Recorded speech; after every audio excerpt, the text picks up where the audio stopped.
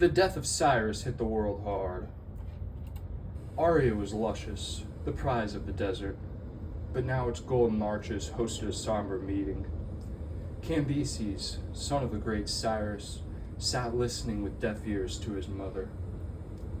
Her dark makeup under her eyes painted her loss when she read her father's will.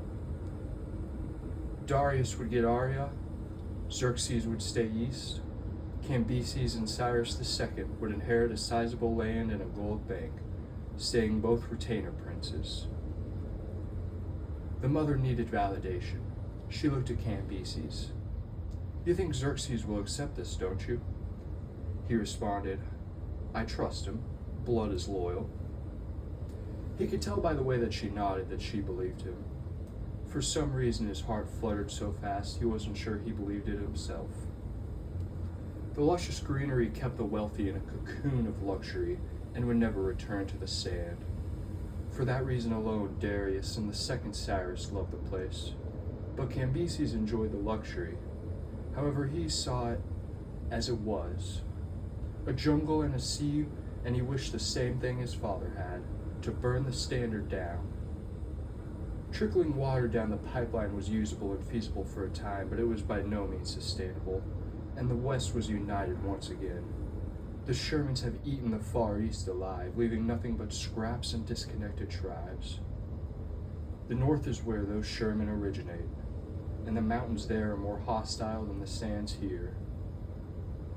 The South is nothing but the ick, the black rotted sea that not even a dying desert cat dares drink. One quick conversation showed Darius's mindset on his new crown. "Do you ever feel like death is imminent?" "I worry about a lot," Cambyses responded.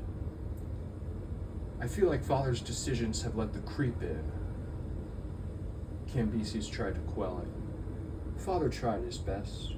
He wasn't always great, but I cared for him." Darius was in his own world. He made one choice that tilted the balance of our carefully put together world. Now death and pain is creeping into our lives. There's no point in even trying here. Every choice leads to death. Cambyses tried to confront his older brother, putting his hands on his shoulders. "You have our protection, no matter what happens, no matter who stands at our walls." Cyrus II had a different viewpoint. "Whoever spilt father's blood deserves our blade." Cambyses tried to quell his building fear. "Darius is worried about who will come after him." Cyrus was no help. "You should be. Father was a generational leader. Darius is just a son." Xerxes was far away in the east. Cambyses knew he wouldn't take the news well. He was the firstborn and the rightful heir. But for the moment, Cambyses just wanted to talk to him. Both brothers were staring at the snake constellation in the sky, but yet Xerxes had no thoughts for his brother.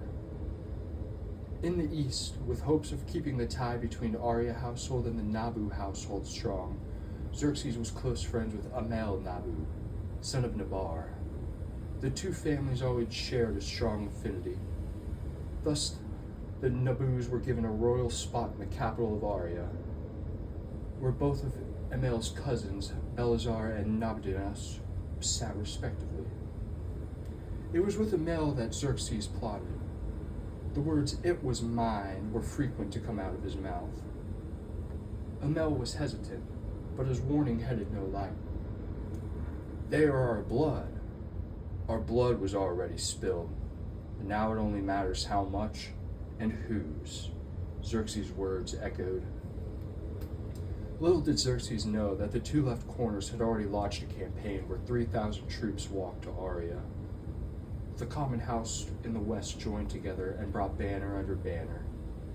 Yime was their new title, and they were trying to bring Arya down. Further west than that was the transformed republic into a dictatorship. Emperor Tiberius ruled from his dimly lit shadows and had his eyes on the sand. For in his empire, he fought for inches and millimeters, and now he looked at the sand as easy prey. All the while Cambisi sat, staring out in the rising sun, hugging his mourning mother. Everything will be okay, Mom. Everything will be okay.